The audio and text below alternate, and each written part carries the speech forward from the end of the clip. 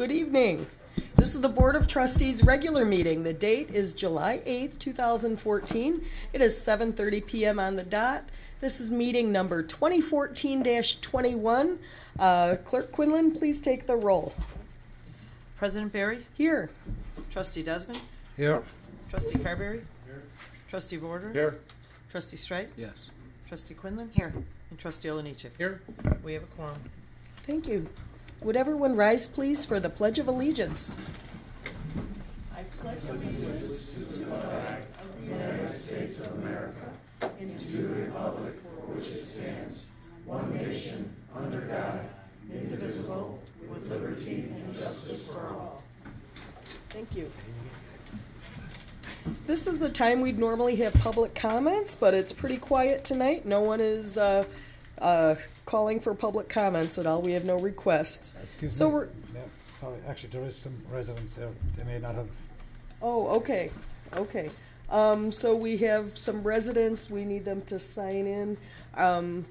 Just as a formality, we could do that later. Thank you, Tim. The residents, you need to come to the podium, and you have 3 minutes. And we just ask that you state your name, and then if you're an Oak Lawn resident. I'll run it in. Okay, and our clerk will write it in so you don't have to sign in. Okay. Thank you. My name is Mary Reardon. I'm an Oak Lawn resident for 28 years.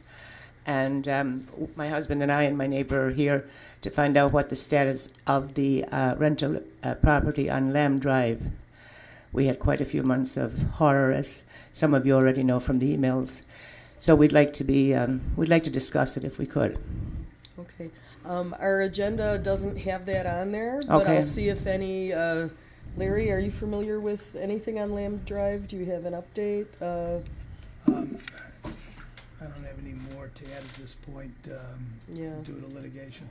Has something just recent, like over the weekend, happened? No, nothing over the weekend, but I mean there is nobody in the house at the moment. But the Oak Lawn Water Department was there 3 times today. For what reason, I don't know. Okay. There's people coming and going. There's locks being changed, lights are on and off. So we don't really know what's going on, and we are a little worried about it, being that what we went through from January through the end of May. And most of you are well aware, I mean, we've had emails going back and forth to the mayor and to the village manager. Yeah. This is the people that were evicted? Yes. Just recently? With the dogs and that type. Yes, thing. that's Yeah, the house, yes. Yeah. Yeah. Please contact me as well. I've talked to a number of the neighbors on Right, that too. right. I didn't realize there were still some issues. I know Well, that there they isn't were supposed issues. to be cleaning it up. It is cleaned up. Okay. Our concern is that this would happen again, and that's what we're worried about, that we get the same situation again. We can't live with it. It's just horrible. Yeah.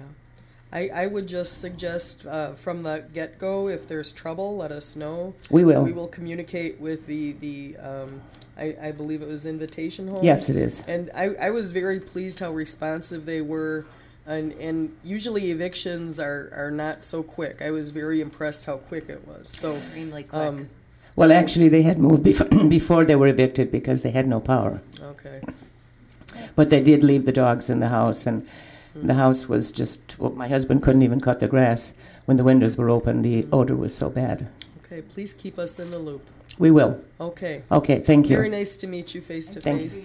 To give me a call Okay, as well. I will. Thank you very much. Yeah, thank you.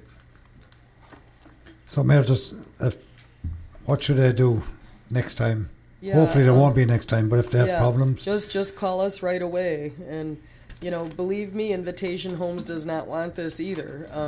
And might be if you have concerns, Larry, maybe we can coordinate a meeting with Invitation Homes where they can go through with the residents what their criteria are. I don't know if that's possible, but I'm sure, Mayor, they'd be more than happy to do that. yeah. They've gone through a lot. I mean, it was the neighbor from hell, and I think at the last meeting I had talked about it too. And you guys were all very good about it as far as documentation, calling the police, and that's the important thing. That's why I think we were able to get them evicted so quickly. But I understand your concern and not wanting to have to go through that again because it was terrible.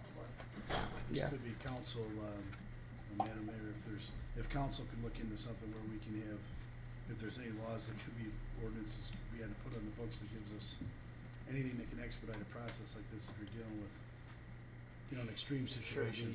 The problem is the eviction process. That's a sheriff, county. You know, we cannot. You know, it's not our jurisdiction, I guess, to go and evict. I guess there are certain warrants in absolute dire circumstances, but evictions have to go through the court. You know, we can't. The police just can't go out there and evict somebody. So. And there has to be It's so many difficult. documented. I And mean, it that's takes a what the while. chief, right, It does. chief? Or, you know, that there has to be so much documentation and as far as the problems. The invitation homes is registered with the village, and then there's a form that we fill out. They have to register everybody that's in the home, has to fill out a separate application to live in the home. And then only those people are supposed to be in that home. Right. So it's all part of the rental ordinance, and that part played a role in getting them out. It's just the frustration when there's obviously more people that are actually living in there than what we're being told, and then what we legally can do to get in there to document that and, you know, catch them in action. Kind We were told originally it was going to be 3 people, and before we knew there were like 5, 6, 7 Yeah. cars. Yeah. Yeah. Trustee Quinlan, did you mention that there had to be 3 documented cases in the police department? Is that something?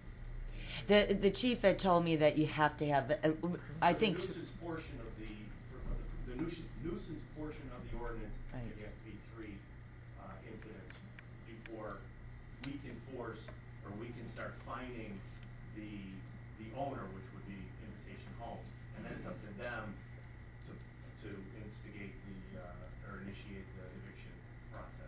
And I think if we see that it's a situation like this, people in a dire situation, that we'd want to educate them as much as we could and their neighbors as to what the process is. I'm sure you did that. The emails that came in from us, yes, we acted on. Yeah, it was quick. That's great. It was very That was quick. the Yeah, fastest I eviction I've yeah. seen. I was surprised. Yeah. You know, certain very evictions pleased. can only take place at certain times of the year. You can't evict in the winter, certain months, so it's a cumbersome process. To get it done that quick, it's pretty amazing, to be honest with you. I just thought from a public safety perspective, if it rises to another level, you know, what? I like agree. said, I mean, evictions are evictions, but I mean, when it comes to a public safety issue, something described here, what this lady's describing, there's gotta be something else that can be done. When pit bulls are running around and everything else, I mean, absolutely. Can Yeah. anything be escalated to what more can we do as a village to help them? That's my question, legally. I understand, Right. but something's gotta be, sooner or later, it's gotta become out of the eviction process and into public safety. Sure. There is. 'Cause that's what that's the help I'm There, getting. there is a civil remedy where the village, we can go into court, but there has to be a showing of an imminent threat to, life or say the house is gonna blow up. And I don't know this situation specifically, but it could have gotten there, so that is that we do have that. That's a drastic situation, but when drastic times call for it, we do have something available to us outside of the regular. 'Cause that's what I'm hearing. I'm not hearing regular eviction. I'm hearing a public safety, public health issue here, and public I nuisance. was afraid to stay in the house by myself, our house by myself, so it's really not fair to us. Yeah. I don't think so either, so. Yeah. All of us want to make sure that never happens again. Yeah. Yeah. So moving forward, just document it, call the police, You have to. file a complaint, right? So 3 times, Yeah, they can start if eviction. they just call me and or the mayor or the manager and just say, X, Y, and Z keeps happening, that is not documentation. The police have to be called, and the police do not give your names to the people that they call. Right, and that's, but you guys understand that, but a lot of people still fear that, that the people will find out it's them. Yeah. Sending the emails like they did, I think Yeah. is a good idea. Pardon me? Sending the emails and documenting it. Yes. Document it, right, but the police have to have a report on it, correct? If we get an email 2 days later and we go Doesn't to help check on them. the problem and it doesn't exist anymore, that doesn't help us unless somebody's willing to step forward and sign a complaint and say, yes, it's happened.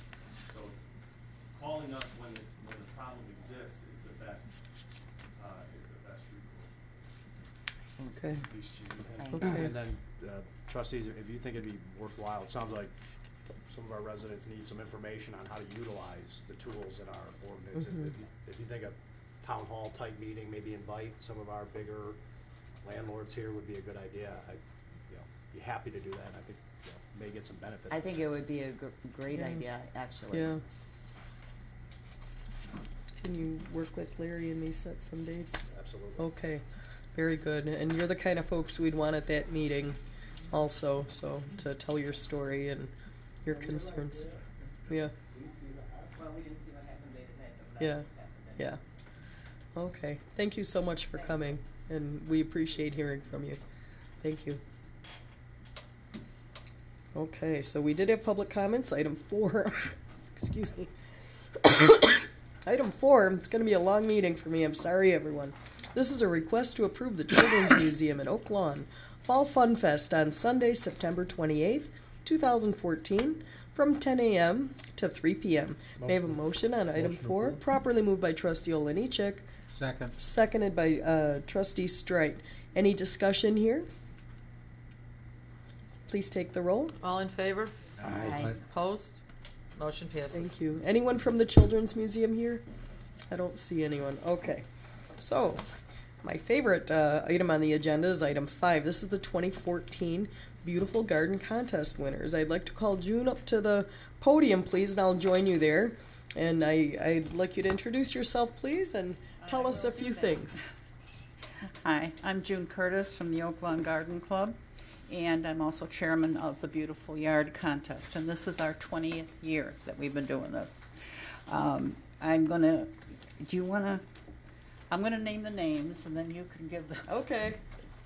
Okay, first place winner is Pat Geary.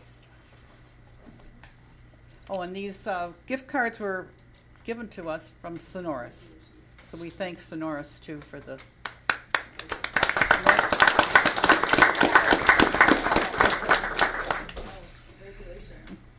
In the second place is Ann Powers.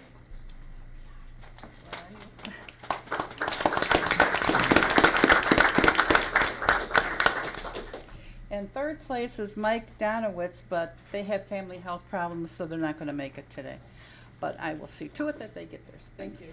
Okay. And I just want to thank all the contestants and all the winners and everything, and anybody who ever wants to enter the contest, please contact the Oak Lawn Garden Club.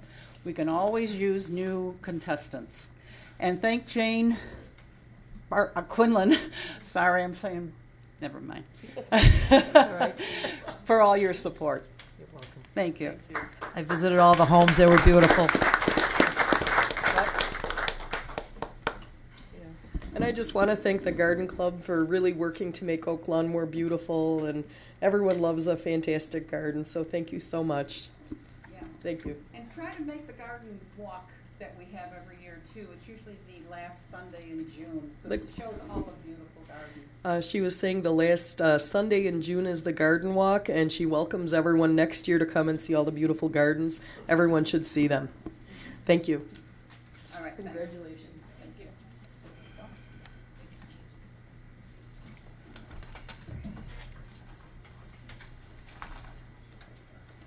Okay. Item 6 on the agenda is conflict of interest disclosure. Does anyone have a conflict to disclose with any item on tonight's agenda? Okay, this is one time I'm going to speak up. Item 28 on our agenda discusses both the Courage program and Park Lawn, and I want to disclose that I have a business relationship with Courage where we assist them at my practice. I received an endorsement letter also from one of their principals. I'm a strong supporter of their work, as well as Park Lawn. Park Lawn, I participate in their supportive employment program, but I felt it was important to disclose these two relationships, but it's my business relationship with Courage that requires me to recuse myself from voting on agenda item 28 per our adopted conflict of interest policy 1-15-7-6, section B, item 2. So how's that? Okay, moving on then. Any other conflicts to disclose? Okay. Item 7 is approval of meeting minutes, special meeting minutes 2014-17, dated June 10th, 2014. May I have a motion, please, on item 7? Motion approved. Properly moved by, I'm going to give it to Trustee Desmond, seconded by Trustee Carberry. Any discussion here? Please take the roll. Trustee Desmond? Yes. Trustee Carberry? Trustee Vorder? Yes. Trustee Straight? Yes. Trustee Quinlan? Yes. Trustee Oliniechek? Yes. Motion passes. Item 8 on the agenda is approval of meeting minutes for the special meeting minutes 2014-18, dated June 10th, 2014. May I have a motion, please, on item 8? Properly moved by Trustee Carberry, Second. seconded by Trustee Vorderer. Any discussion? Please take the vote. Trustee Desmond? Yes. Trustee Carberry? Yes. Trustee Vorder? Yes. Trustee Straight? Yes. Trustee Quinlan? Yes. And Trustee Oliniechek? Yes. Motion passes. Thank you. We're on item 9 on the agenda. This is the approval of meeting minutes for the regular meeting minutes 2014-19, dated June 10th, 2014. May I have a motion on item 9, please? Motion to approve. Properly moved by Trustee Vorderer, seconded by Trustee Carberry. Any discussion? Please take the vote. Trustee Desmond? Yes. Trustee Carberry? Trustee Vorder? Yes. Trustee Straight? Yes. Trustee Quinlan? Yes. And Trustee Oliniechek? Yes. Motion passes. Item 10 is new business by village trustees. We're going to start in District 1. Trustee Desmond, what's new? Thank you, Mayor. I would first like to give a special thanks to our special events team for another great 4th of July parade. A beautiful day, the street filled with people having a great time. A special mention to our public works team, who again had the unenviable task of making sure everything ran smoothly and were ably led by Stephen Chick, and of course our fire and policemen and women who ensured the safety of all present. I'd also like to talk about the Oak Lawn Jobs Programme, and I would like to give a special thanks to Jennifer Childs and Steve Radis, who have worked so hard on getting this off the ground. Tomorrow, Marianos are going to be interviewing, I believe, 60 people that they have, or hopefully will hire through the Oak Lawn Jobs Programme. So I would like to thank Steve and Jennifer for all their hard work on that. And that's all I have. Thank you. District 2, Trustee Oliniechek. Well, I'd like to echo Trustee Desmond on the 4th of July parade. In all the years we've been doing it, that was the largest amount of family and kids that I've seen out there. So it was a great parade, and I think all staff performed very, very well. It was a great day for the parade. Prior to that, we had the Bike Oak Lawn. I want to thank all the people that were involved, from the green team and the volunteerism that they show, to the sponsors, and to the Public Works Department for getting the course set up, the Police Department for giving us good leadership and security as we're out there. I know that the chief was out there riding his bike. And then the Fire Department for also being out there. I know that the Fire Department, I see them out there on their bicycles at every event now, and they have a good presence. But it's really impressive, the support that we get from the staff, and mostly the volunteerism that we get to make these things run. So I'd just like to thank everybody for that. And a special shout out to the Bike Psychos. This is the 3rd year that we've done this, and the Bike Psychos have been a big help in making sure that we have a good path in leadership. So I'd like to thank everybody for that. Just a comment on this last power outage. I know that many people didn't lose their power, but there were still many people that did lose their power. The concern I have, once again, is power goes out, we see no reaction from Commonwealth Edison in 2nd District until almost a complete 14 hours after the incident happens. People were without power for 3 days. I know it was a major event. I know that there are other towns that were affected negatively by the power being out. But when we have the same areas getting hit with power outages for 2, 3, 4 days, and when you look at the root cause, being out in the streets, I've got photographs, I've been out there, you could talk to the residents, you got poles that cracked in half, that have been in the ground since the 1960s, some of them even earlier.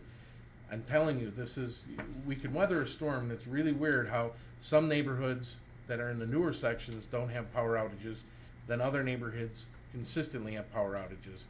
I know that Commonwealth Edison can't predict when trees are going to come down, but that storm was predicted to come through our area for almost a complete 12 hours prior to it hitting.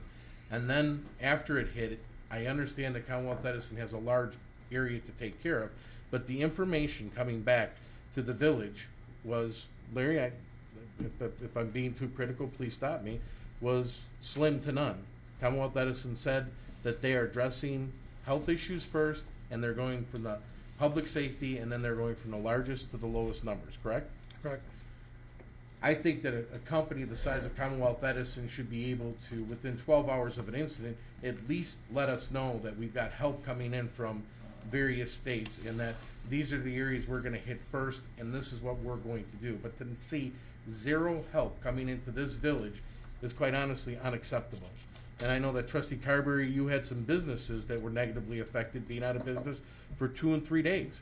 And the problem is, it wasn't just this storm. If you go back last year, the year before that, the year before that, we need to have a unified front in dealing with Commonwealth Edison and have them back out here into the village of Oak Lawn and explain to us what they're going to do, especially in these pockets that we have multiple outages in multiple years. That's the only way that we can get to the root cause. And when Commonwealth Edison says, wait till 2015, we're going to be repairing more infrastructure, Oak Lawn, we've got an aggressive pole replacement program going.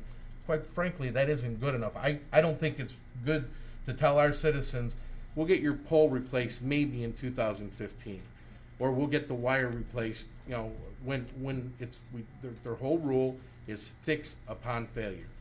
It's not just Oak Lawn that got negatively affected this time. I understand that there's other communities that got negatively affected, and I think that it's time for us to unify and call Commonwealth Edison to the carpet and hold them accountable for their infrastructure.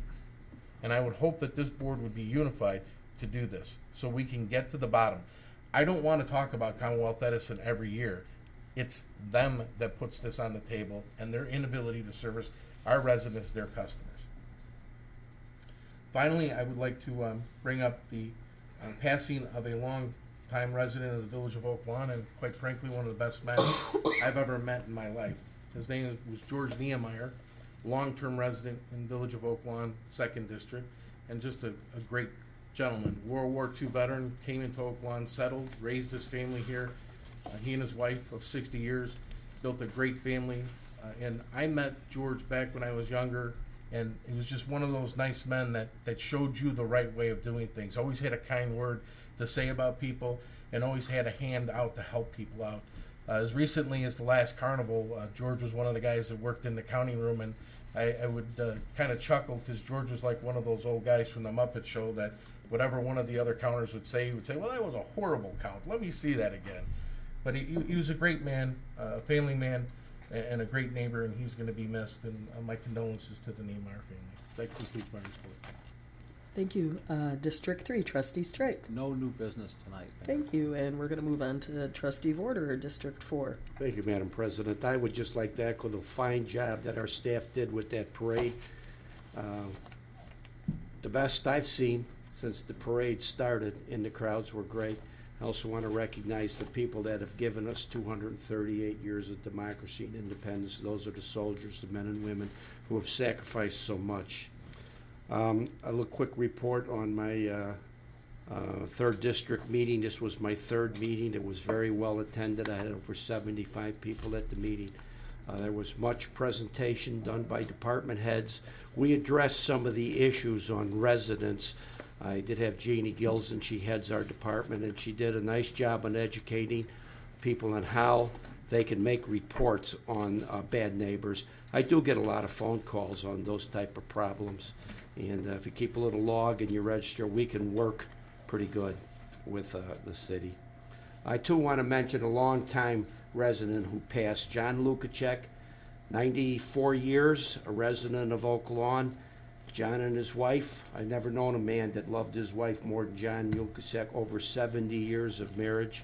John was, he had an excavating company, and for many, many years did many of the projects here in Oak Lawn. In fact, he goes back to leveling the ground and digging the foundations for Green Oak Shopping Center, 95th Street, dug many a home foundation, leveled much of the ground for the golf course, and he was a good friend of mine too, almost a father figure. So I feel obligated to at least recognize his passing as a 94-year resident. That's all I have, Mayor. Thank you. District 5. Thank you. Actually, I do have a couple things.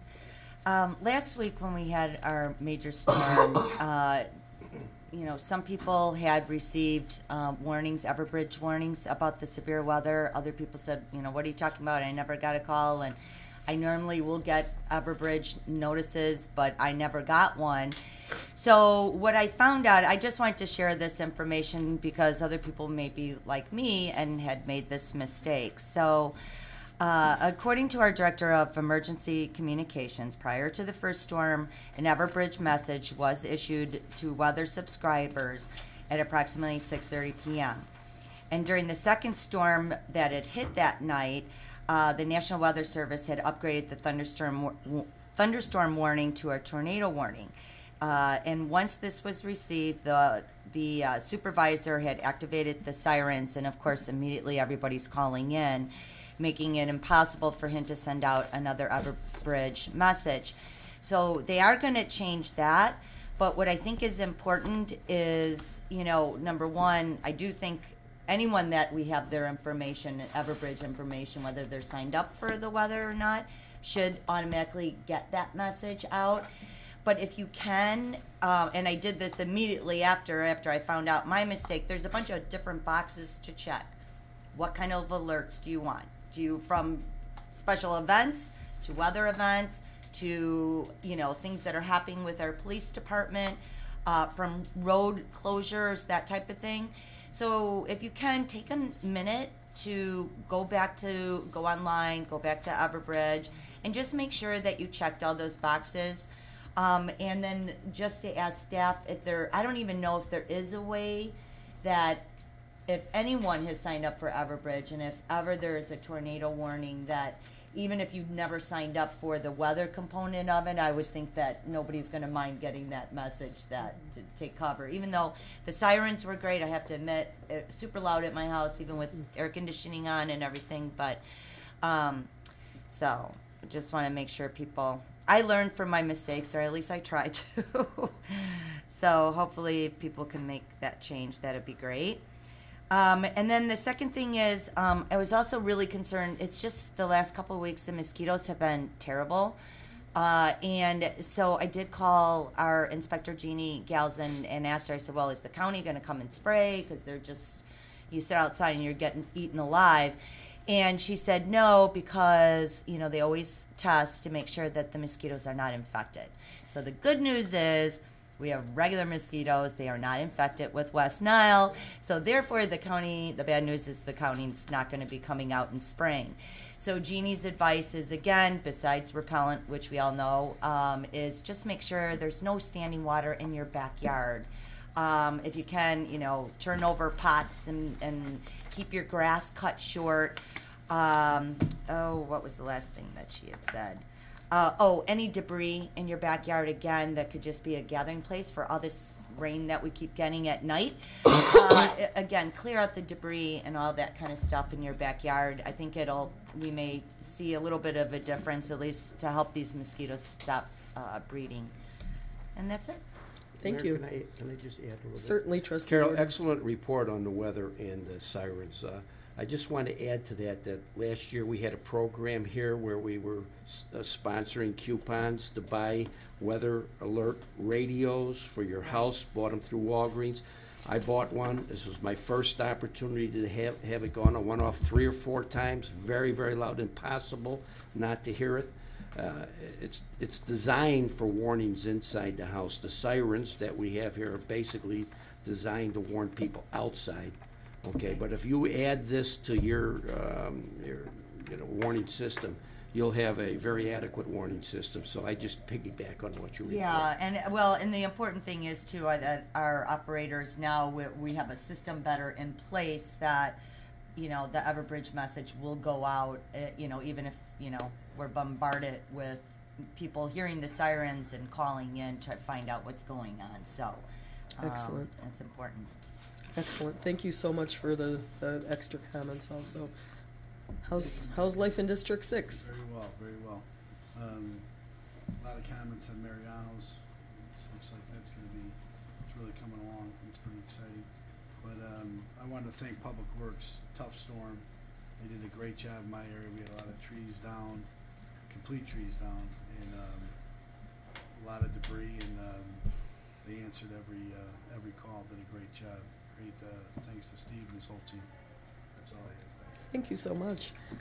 Mayor, can I just yes, touch on of that? course. The Public Works did a phenomenal job. I will tell you, I was at a resident's house that the tree was on the house, a Parkway tree, was on the house, and Public Works was out there. Saw a man out there, it was like 12:30, 1 o'clock at night, that he was out there assessing the damage and making sure that they had a plan, and by 11 o'clock the next morning, the tree was removed safely. So Public Works guys did a phenomenal job. I know a lot of them were out there in the streets working very, very hard, and that was the bright spot of that storm. Thank you. Yeah, they are true first responders in every sense of the word, and excellent. Thank you. Okay, item 11 is the village manager's report. I'll start, I guess, by reading item 11A and then turn it over to you, Larry. This is ordinance 142138, an ordinance authorizing and providing for the issue of regional water system revenue bonds of the village of Oak Lawn, Cook County, Illinois, for systems improvements or refunding purposes, or both, and providing for the collection, segregation, and distribution of the revenues of the system of said village. Okay, Thank you, Mayor and Board. Again, this is procedural. The board has already taken the appropriate actions in the on the preceding months. And as you know, we own what's called the Oak Lawn Regional Water Works System. We serve and have signed agreements with 9 municipalities, and hopefully we will have 3 additional communities between now and December. They're all modeled on a common master agreement called a proportionality agreement, and I want to just call your attention. This is your magazine that you get, every elected official across the country, entitled Governing for States and Municipalities, dated July 2014. Title is The Value of Water, the Struggle to Find It and Pay for It. And the feature in there is Texas. And I only bring that to your attention because the good governor of Texas saw fit to bring a delegation up to Illinois and to attempt to persuade industries from leaving Illinois. I'm going to give you these statistics, and I think it's important for all of our residents to know this. Midland, Texas has a population of 120,000. Midland, Texas. Famous city. A lot of famous Americans came from Midland. Oak Lawn. The Oak Lawn Regional System services 325,000 residents today. 325 versus 120. Midland, Texas just authorized a bond for $197 million to secure 20 million gallons of water capacity per day, a pipeline servicing them for the next 40 years. Oak Lawn, with this bond issue, will be getting 50 million gallons a day for not to exceed 240 million, and I believe much less than that, but the agreement calls for contingencies and protections. It's a conservative number. And we will be having twice as much money for roughly the same dollars and serving 3 times as many people. So I salute the board for moving forward on this project. It has been lengthy, step by step. You provided the leadership, whereas in this document you'll read about the struggles. It focuses on Texas, but it focuses mainly on the inability to find a water source. We have a water source, and we have probably, I would say, the world's best treatment facility in the Chicago Jardine facility. Thank you, Mayor. Thank you. So I need a motion, please, on ordinance approved. 142138, properly moved by trustee Olenichek, seconded by trustee Carberry. Any discussion? Please take the roll. Trustee Carberry? Trustee Desmond? Yes. Trustee Vorder? Yes. Trustee Streit? Yes. Trustee Quinlan? Yes. Trustee Olenichek? Yes. Motion passes. Thank you. 11B is Resolution 142142. This is a resolution authorizing the execution of an intergovernmental agreement with the Village of Chicago Ridge pertaining to fire chief services. Now I'm going to call a motion before we discuss this one. May I have a Motion to motion? approve. Properly moved by trustee Olenichek, Second. seconded by trustee Vorder. Larry, I'm going to turn the floor to you. It is your report, sir. Thank you very much, Mayor. And for our earlier discussions, before you, prepared jointly by our village council, Mr. Conley, and by the village council for our neighboring community, Village Ridge, is a proposed agreement strictly dealing with sharing fire management services. And I want to stress that again, fire management services. And that, under Illinois law and Illinois Constitution, is within the authority of this board, the governing board for this community, elected officials, as well as the elected governing board in Chicago Ridge. The agreement indicates that both communities, in the interest of providing fire rescue services as efficiently as we can, join together using the services of our fire chief, George Sheets, to serve in that role for both communities. So that is what's before you. Chief Sheets and I are here, more than happy to answer any questions the board may have regarding this agreement. It is for a period of the remaining 6 months of this fiscal year and for 2 years hence after. If tonight this agreement is approved by the board, it will be on the July 15th agenda of Chicago Ridge. I spoke to the mayor late this afternoon, and he wanted me to convey to the board he'd like to thank the mayor and the board for your consideration, and assured me that the item was prepared and ready to go forward in its entirety without any changes on July 15th in Chicago Ridge. Thank you, Mayor. Thank you. Any comments, any discussion? Okay, let's take the vote. Just one question. Oh, trustee Mayor. Straight. I had received an email document earlier this week, and then there's a copy of an ordinance on our desk tonight. I'm just wondering, is there any difference at all between those two documents? No. Go ahead, Pat. There's not, Trustee Streit. The only addition from what you received is the actual resolution itself, but the document is the same. Thank you. Thank you. Thank you. Excellent question. Any other? Okay, let's take the vote, please. Trustee Desmond? Yes. Trustee Carberry? Yes. Trustee Vorder? Yes. Trustee Streit? Yes. Trustee Quinlan? Yes. And Trustee Olenichek? Yes. Motion passes. Thank you, Mayor, board. Thank you. That's all I have at this time, Mayor. Okay, thank you. We're going to move on to item 12 on the agenda then. This is a request to approve the Planning and Development Commission referral for variation from ordinance number 111842 regarding flat work and impervious surfaces at 10033 South Maple. This was a 8-0 vote to approve petition 2014-11. Mark and Susan DeBlazer, petitioners in District 3. And then we have a ordinance. Do I do these separately? The next item is the ordinance granting that. Yeah, and the next item is the ordinance granting that request. May I have a motion on item 12 and 13? Mayor, I just Trustee Streit? I'll make that motion, but I also would like to know if there's anyone, if the petitioner's here, and if there's anyone else here too that would like to address that issue. Thank you, thank you. So we have a first motion and seconded by Trustee Carberry. Is the petitioner present or anyone representing them? Yes, Mayor. Hi, would you like to come up and say a few words? Excuse me, I'm so sorry. Welcome. Could you state your name and? Yes, my name is Mark.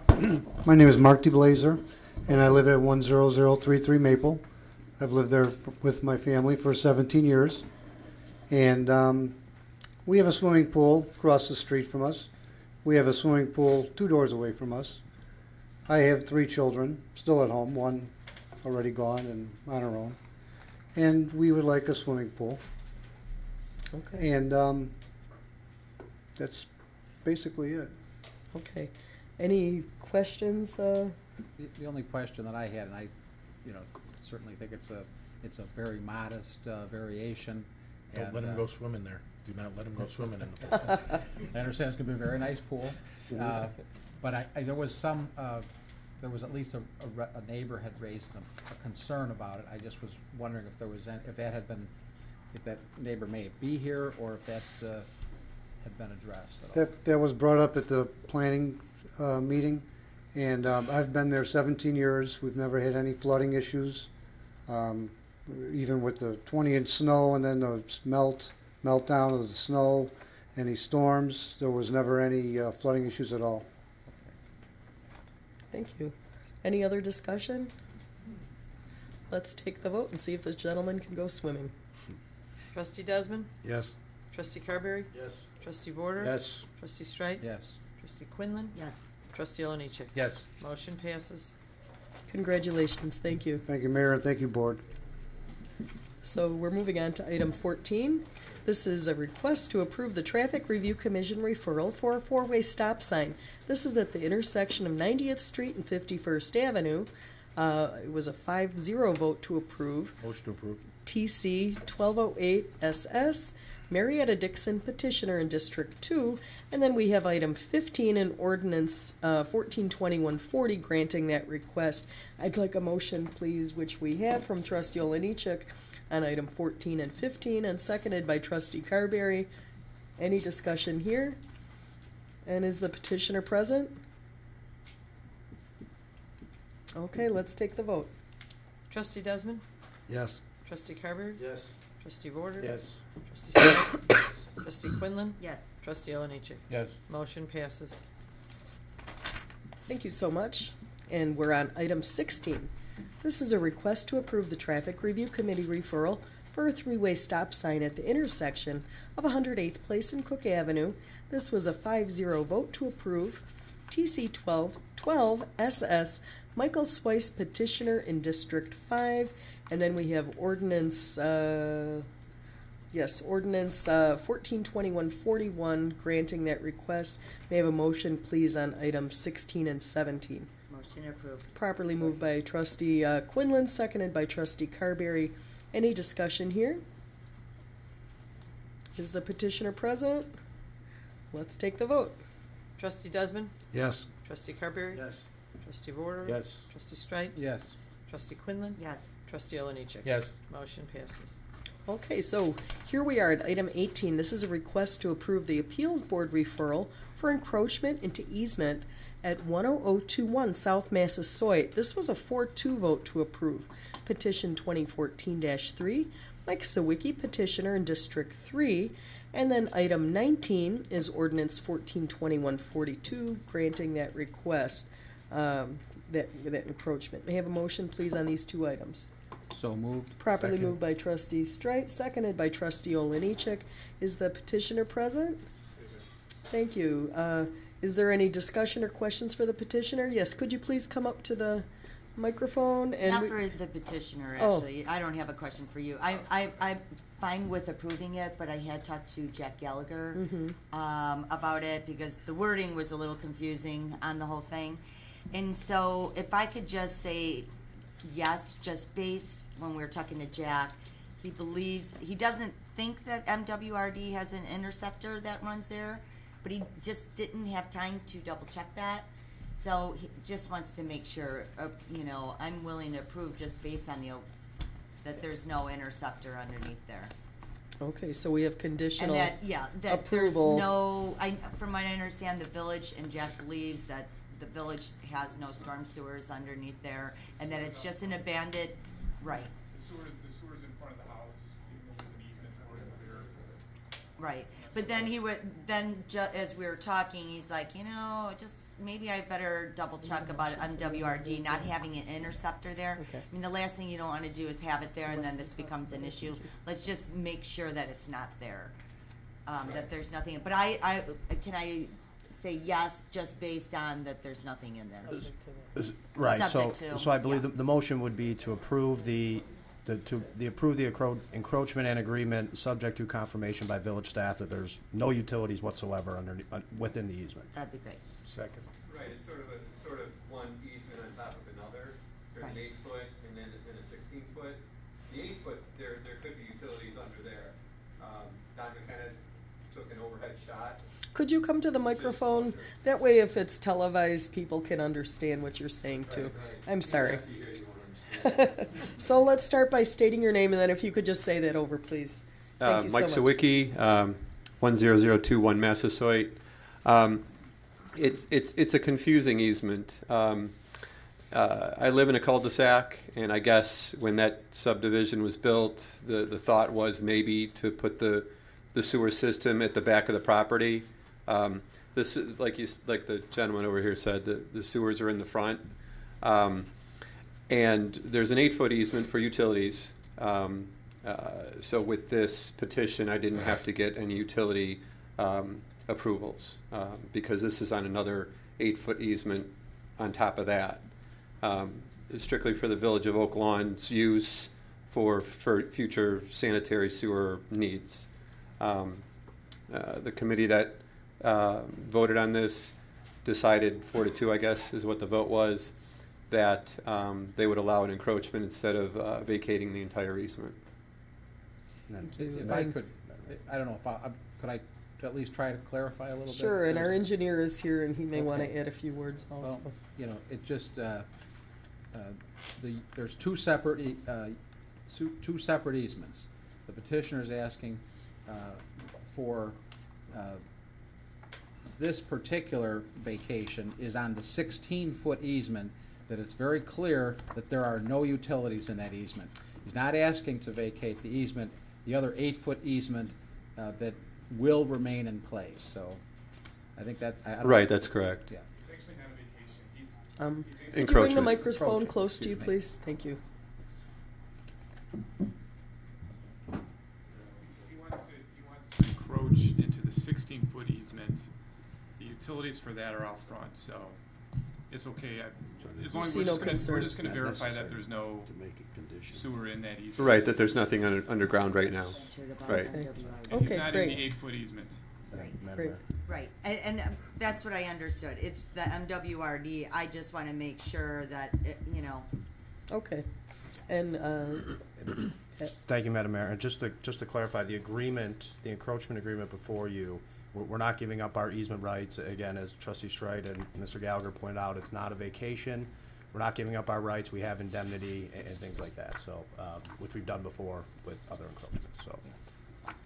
okay, so it was amended and seconded again by Trustee Warder, just for completeness and any further discussion. It's Trustee Streit and Trustee Oliniechek. But then Carol made, Amended subject? and then Okay, Trustee or they could Warder just do it. seconded. Okay. Yeah, so either way.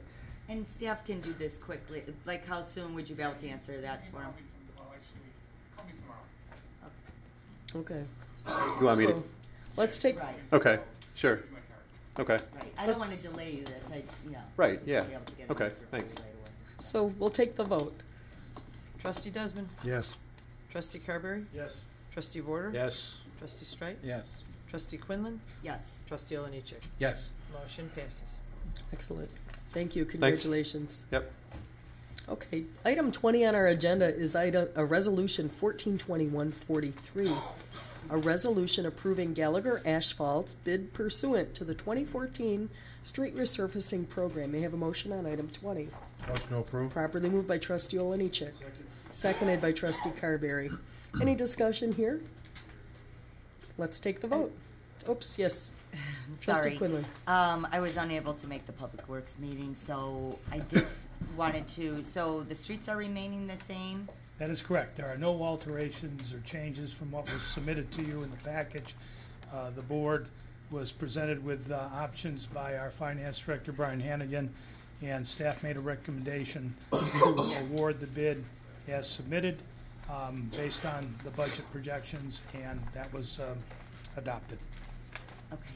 No changes. Thank you so much. Okay, so let's call the vote, please, on item 20. Trustee Desmond? Yes. Trustee Carberry? Yes. Trustee Vorder? Yes. Trustee Strike? Yes. Trustee Quinlan? Yes. And Trustee Oliniechek? Yes. Motion passes. Excellent, thank you. Item 21 is a motion directing the village TIF attorney to prepare a redevelopment agreement with Hamilton Partners for the redevelopment of the Edgar property. I'd like a motion, please, on item 21. Motion to approve. Properly moved by Trustee Desmond, seconded by Trustee Vorder. Any discussion on this item? Yes, Let's- Mayor. Oh, Trustee Strike. Yes. Well, first of all, this is the proposal is what I would call a very bad deal for the taxpayers of the Village of Oak Lawn. If Hamilton Partners is going to get 80% of the rent, which this calls for, then they should put up 80% of the investment. How do we have the money to carry a $2.8 million village investment? We constantly hear over and over that we don't have the money to pay our employees. We don't have money for hiring policemen, for keeping our firefighters, we're outsourcing our 911, we're cutting services. So how can we afford to carry the finance cost associated with a $2.8 million asset? It seems to me that if this administration's actions ever matched its lip service about being fiscally responsible and accountable to the taxpayers, that it would be reflected in their spending policies and proposals. Sadly, this administration has shown a wanton disregard for the homeowners of this community who will have to pay for their giveaways, which this is, and their wasteful spending. I'm asking the members of this board to vote against this proposal as it now stands. I'd ask each of you to remember that the problem with government spending is that sooner or later you run out of other people's money. We owe it to every taxpayer in Oak Lawn to stop the multi-million-dollar giveaways. And I ask a question of Mayor Berry and every board member here. Would you spend your own money this way?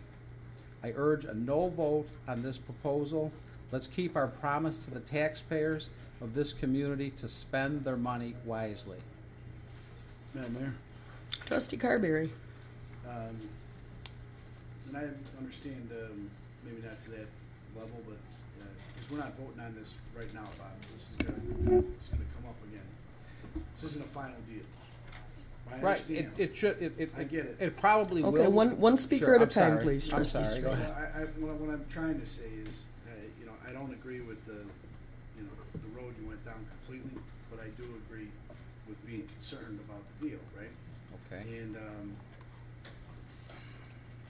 I talked to a few people about it, and before I vote on it again in July, there's gonna be professionals that I'm gonna have look at it too, real estate professionals. But from a contract, there's, our attorney who's here to speak to it, and, there's other professionals that can speak to it. I'm sure you have a few people you can run the deal through, and go over it. But there's a real investment that is gonna be made in to rebuilding it. And the way it's positioned to me, it seems like it's a pretty good deal for Oak Lawn. Again, this isn't a final vote. This isn't a deal. This is just to move forward. That's it. It's not we're not giving the farm away tonight. So if you think that's what's happening, you think it's a giveaway. I don't yet. And if come up with some real figures, because if it is such a giveaway, somebody else is gonna want it. Someone in the industry, private industry, is gonna want the deal. They're gonna approach Oak Lawn, they're gonna approach you or the village manager, and they're gonna say, wait a minute, we want a piece of this action, this is a good deal for us. If they can make money off it, that's what's gonna happen. So we have plenty of time for that to happen still. The wheels of capitalism are still in play. Okay. Can I respond? Yeah. Well, it's up to me to say, but yes, you can. Then we have Larry, then we have Carol, then Terry, and we're just...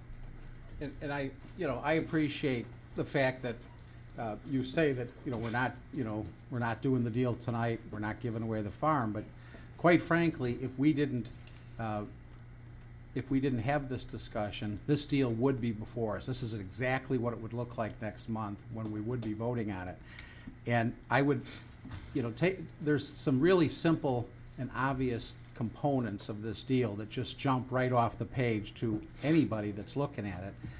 We paid $2.5 million for that property, and Hamilton Partners is offering in their proposal to invest $1.3 million into improvements. That includes soft costs. All right, now our $2.5 million, which we've been carrying this on the books since 2009, does not include soft costs. So we have $2.5 million, and they're including 20% on their soft costs. So we have 2.5 plus, plus quite a bit more already invested in it. They're going to put up 1.3, and they get 80%, and we get 20. That just, like I say, that just jumps right off the page. And there's all kinds of the assumptions in the proposal first of all, I think they're wrong. A lot of the assumptions that are made, and we can debate those issues, anybody that wants to.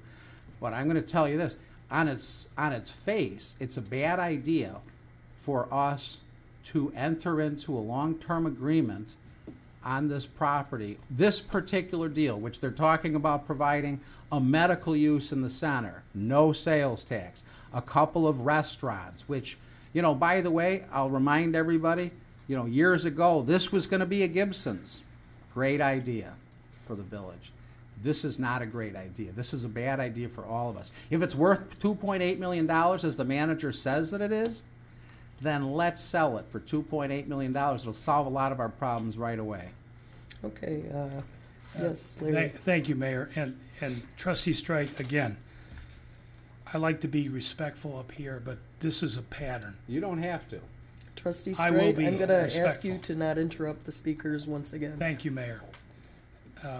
We've seen this week after week. I'd like to thank those trustees that take the time. The way the system works, they get their information letter and their agenda on a Friday. Now, it was a holiday weekend, 4th of July. Most of the trustees were able to make the parade. They were there. Someone had a question about any public policy, the agenda, they certainly could talk to me because it went to them on Thursday. Over the weekend, they could have spoken to me, and Monday and today. And I did get calls from trustees and asked very good questions. The first point I made clear, which my prior communication stated, that you were only being asked to move this along, very similar to what we did in the Committee of the Whole with Stacked. We had a discussion, I put on your till, this is a concept. Hamilton has given you a rendering. They've already had their architects draw and spend money to come up with a building that complements Stony Creek Promenade. And if the board likes to move forward, Hamilton's willing to work with our legal counsel and manager to come up with a proposed agreement, of which they would come before you as a board. It's a business decision. You would go over it in August, so you've got plenty of time to review this, and they'd be able to answer all the economic questions you have. But if I could, trustee, if you had spoken to me, I could have helped you out in the very fundamental statement you made at the beginning. The investment is 100% being done by Hamilton through equity and through going to a private bank and getting a loan. And a private bank in today's time to get a commercial loan treats everybody the same way. Hard, difficult, very, very strict regulations because they're under the gun from certain SEC rulings that have taken place for the advantage of all consumers, taxpayers, and business folks. And in this case, they would make an investment as opposed to us taking an asset and spending any of our money that we're trying to use for paying down debt, paying down unfunded pension liabilities, all which our treasurer has brought to our attention, and rightfully so. We're working on that plan. So Hamilton will take our asset, which is a very valuable asset. They'll make the improvements, enter into leases, manage those tenants on a five-year basis, which is not a very long basis, with the ability to have 2 5-year extensions. In that building, they can put all retail if you like. They can put mixed use, and I've had discussions with some trustees about why a mixed use may be a good way to approach this property. This is a limited size site. We don't want to negatively intrude on parking on the adjacent neighbors, the Cloisters. And if you put too many uses that have high parking needs, you create a problem. Or if the uses aren't compatible. For example, medical use, a smaller medical use versus a full medical use, that parking in the evenings and on weekends will be available mostly for restaurateur customers. So there's a plan. We're not the experts in real estate, Hamilton is. And Trustee Carberry is correct. I welcome everybody through your own personal contacts, other real estate professionals. If you have any questions, provide the input to myself and Mr. Welch, and we'll incorporate those and negotiate them before Hamilton meets with you. And they wanted to emphasize tonight, based upon earlier questions that Trustee Quinlan provided, and I thank her for that, that they welcome the opportunity to appear before this board. They'll be giving you an update, for example, on Cooper's Hawk. Cooper's Hawk will be given their pad in the next 2 weeks. Cooper Hawk is feverishly working through their design, so Cooper's Hawk can be appearing before our architectural design board. Hamilton's been before our architectural design board just a couple weeks ago, had a great meeting for the monument signs that they're installing for Mariano's as well as the other tenants off of 111th Street. They needed to go back for approvals. That's incorporated in another item that you have before you, amending the ground lease. All good business deals. And again, I'm going to submit to you anybody who hasn't yet gone to 111th and Cicero and seen the caliber of construction underway. Hamilton is one of the best developers and most ethical developers you could have in the Chicago area. And I'm very pleased that they would even consider investing their own money along with the bank to continue building on the value of that area. Someday, Bob, I think it'll be appropriate time to get a highest value and sell that building. In the interim, we're getting rent. We received from Midwest Orthopedics, Finance Director Hamilton, how many hundred thousands of dollars have we paid off already through leases with Midwest? Thank you.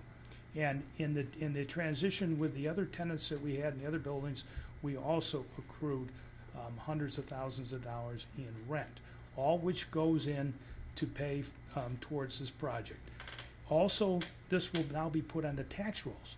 This building is not on the tax rolls. It's also in the TIF. So we will capture, based upon the actions of this board recently, to approve the revised districts and the new TIF. You will capture the full value if we move in a timely fashion. By next spring, that Edgar building can be looking very much like it's part of Stony Creek Promenade, and it will be assessed fully by the Cook County assessor, and that will be taxes that the village will accrue every year, as opposed to the 11% we normally get. We'll be getting the same percentages we get on all of Stony Creek Promenade because it's in a TIF. Thank you, Mayor and Board. Mayor? Okay. Actually, we're going to go to Trustee Quinlan next. I totally get, where Trustee Strides come from. I mean, it is frustrating because originally it was going to be a Gibson's, a restaurant, and I'd love to be able to sell that property, and for $2.5, $2.8 million, and call it a day because we don't want to be in this business of holding this real estate.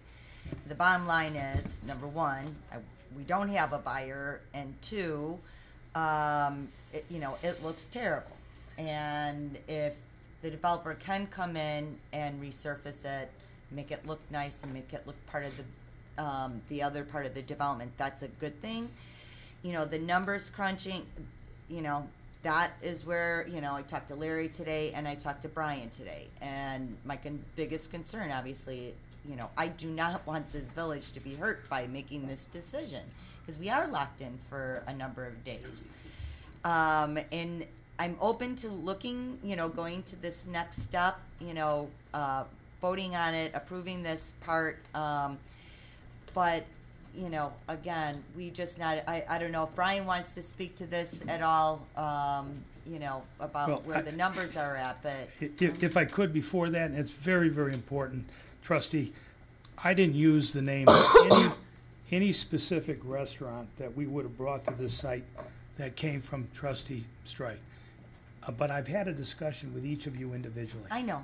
I am extremely proud of everybody in this organization to even be able to get the high caliber potential investors of a Gibson organization. That speaks highly of Oak Lawn. Now, the fact that they were competing with Cooper's Hawk, and we were fortunate to get Cooper's Hawk, that's fantastic. But both those restaurateurs who are highly successful, privately owned, when they visited that site early on in the stage, they said, Mr. Manager, until we see the full picture, until we know that you have other clients, we don't want to be the first one because this has insufficient parking. The amount of parking that would be what's called a cross easement agreement, so that anybody can use parking in the other lot in off hours, are extremely important to a restaurateur. So I don't want anybody to leave here thinking that Gibson's was going to, you know, come here and locate a restaurant. I'm not talking about that. I'm talking about our original vision was to have a restaurant. To have a restaurant there, and ideally, you know, whatever that business or restaurant was, they would have bought the property, and we would have gotten a good price for it based on the fact that we've got a great development. You know, Mariano's is coming in. It's going to draw a lot of foot traffic. So that's changed. But, you know, like I said, it looks terrible right now. Obviously, something has to be done with that. Is this the best answer? I'm not sure that I know that for sure. You know, Brian tells me, you know, numbers-wise, that it works. We can't leave it as it is. I mean, that's the bottom line. And will someone buy it? I don't know that either. So what's the best of? Well, I would say, Trustee, all good points, good questions. All I'm asking tonight is if you authorize to work with Hamilton, we will be back to you in August. They will, if you vote yes tonight, they're going to spend more dollars and money and come and appear before you, and they welcome that opportunity. You can ask all those questions, and I'm sure at that point you'll have all the information you need to make the right decision. Which, bottom line, your only decision is what's in the village's best interest, and I know you'll make that right decision. Thank you, Trustee Vorder. I think the village managers answered a lot of questions. I have a recall. At the time that building was purchased at $2.5 million, there was a vision, and it was just a vision, that was thrown out to justify that purchase price. I recall a motel across the street selling a similar piece of property, selling for $690,000, and they tore that building down. I remember thinking, how come this side of the street is worth $690,000 and that side of the street's worth $2.5 million? I think if there was any kind of misuse of the taxpayers' dollars, was purchase of that property. And now, this is just, I don't know where you voted on that, Bob, at the time. Well, but I thought we paid too much for it. Now, we now own this asset, and I think this is a way to recoup our hard dollars, 2.5, okay, on the long term. I mean, eventually we'll sell it, okay, but we have somebody else finishing the development, as Carol said, and I think it's reality is set in here today, and we're going to vote on reality. Okay? Trustee and that's Vort, because we got someone to do it. Mayor, if I could, the cash flow. I went through some of these numbers with Carol, but the rents make the value of that property worth about $1.5 million to $1.6 million. So the fact is, you're exactly right. The 2.5 that we paid, just like the other properties at 111th Street, we paid more than what the fee simple value of the land is. It's not, you can't base, you have to look at what the village is going to get in property tax and sales tax, obviously, but when you look at the value, the pure, simple value of the land, it's not worth, I don't know where the 2.8, I mean, people throw these numbers around, but we bought it for 2.5. Bob's exactly right, but it's worth probably about $1.6 million. Thank you. I'm going to turn the floor to Trustee Straight, but before I do, I want you to also address Trustee Straight. You were talking about wasteful spending. I really want to know what you mean by that comment as well. Okay. So Yeah, I'll let you okay. have the floor for a minute.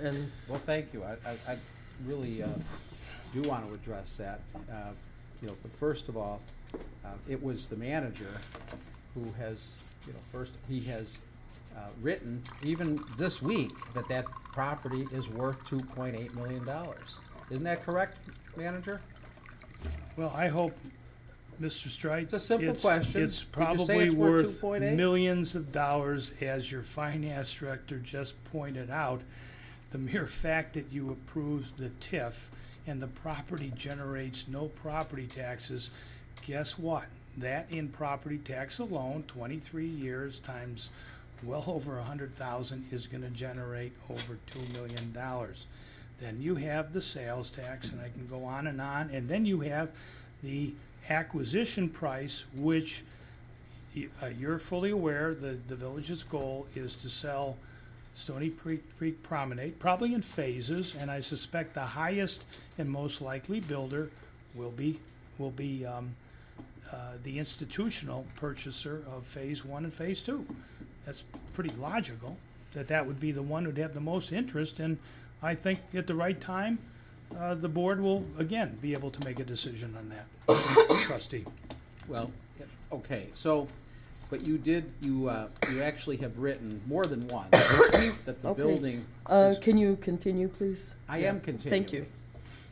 The building, you've written that the building is worth $2.8 million, and I think the truth is probably that it is worth significantly less.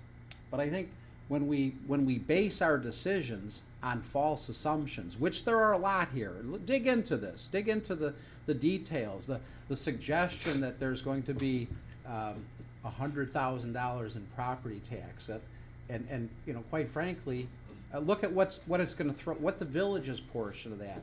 The numbers do not add up. And so, as far as the just a moment. As far as the mayor's request for let's talk about. She wants to hear about the wasteful spending, and really it does. There's a lot of wasteful spending around, that we have around here. Certainly, a lot of it has to do with this development, and we have very recently the $1.7 million giveaway to ComEd. The $3.6 million to Hamilton Partners for water and sewer that was not required of us to do. The millions of dollars, you asked me to answer, I'd like to answer it. You can answer me. The millions Trustee of Straight, dollars. I control the meeting, sir. Millions, you sure do. Yes, I You do. do a heck of a job. The Yes, I millions do. of dollars to our lawyers for lawsuits against our fire department, against our 911 operators. You want me to continue? How about the no bid contracts to political cronies, Mayor? How about those are in excess of $1 million? Trustee Straight, I'm going to rein you in right now. That's wasteful spending. That's really wasteful spending. Okay? That is a dream in your mind, sir. Yeah. No, it's I'm facts. going to How about talk facts, about okay? It's Trustee facts. Straight. I'm going to just rein you in for a moment. Yep. And Sure you are. Mr. Welch, could you please come to the podium, sir? Trustee Straight is of the opinion that the village was not required to pay for burying the utilities and also the detention. Now, my understanding, after consultation with two legal experts, is that the village certainly was obligated to pay these. In addition, should we have taken the path that you are suggesting here to not pay, do you think... Okay, let's go back in time. 2005, this was an idea. It was a dream. It was a vision. It was a great idea. Beautiful vision for retail. We had years of litigation. It is fully nearly 10 years later, and we are just getting started because we're actually working with the developer, not in opposition. Do you really feel that it is in the village interest to open us up to litigation, further stagnate this property, do you feel as a trustee, and I'm speaking hypothetically because I'm going to turn this over to Mr. Welsh, it just shocks and disturbs me that you repeatedly say this over and over just for political purposes. It's absolutely a fact, and Mayor. I'm speaking, sir. Well, why don't you speak the truth? I am speaking, sir. Why don't you tell the truth, Let the Mayor? record show that the trustee is not acknowledging the president. Mr. Welsh, you have the floor. Can you talk to the necessity of those expenditures? Right, Was this wasteful spending, sir? If I could, Matt, if you just for members of the audience, introduce yourself and your capacity. Thank you. Matt Welch, I'm serving as special counsel on TIF matters to the village. The ground lease as negotiated, it had certain acts that had to be performed as preconditions to the term commencement of the ground lease, rent commencement. Two of them were building the detention facilities and burying the ground lines. Now, there's been a lot of discussion that if they didn't happen by December 31st, 2013,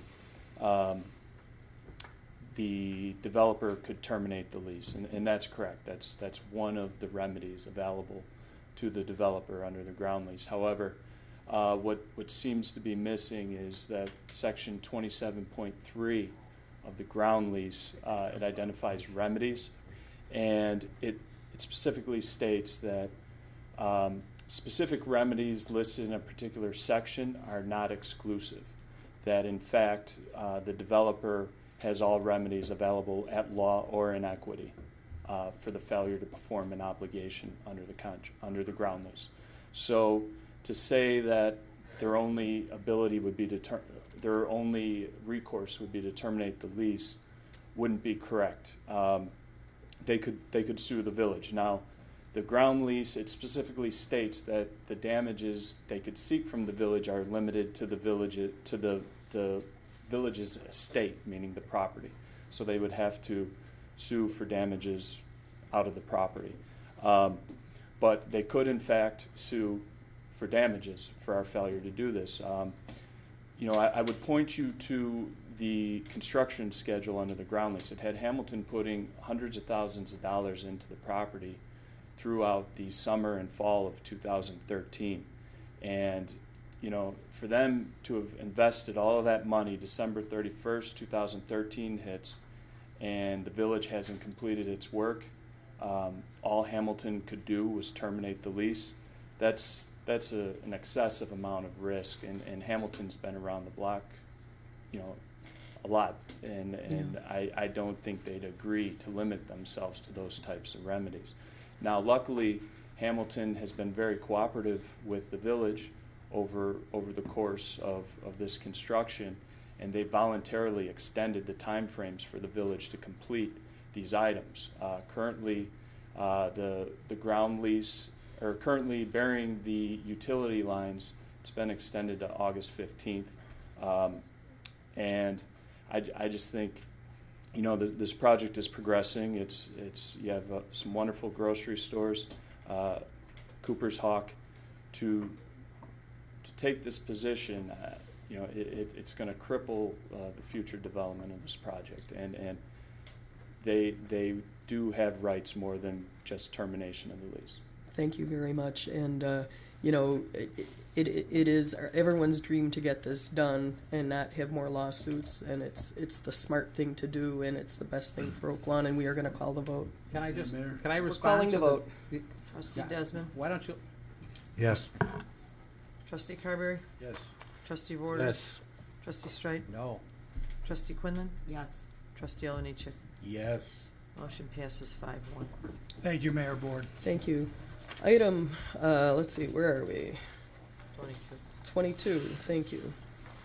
22 on the agenda is Resolution 142144, a resolution of the Village of Oak Lawn, Cook County, Illinois, authorizing the execution of an amendment to the April 2013 ground lease between Stony Creek LLC and the Village of Oak Lawn. I'd like a motion on 22, please. Motion to approve. Properly moved by Trustee Vorder, seconded by Trustee Carberry.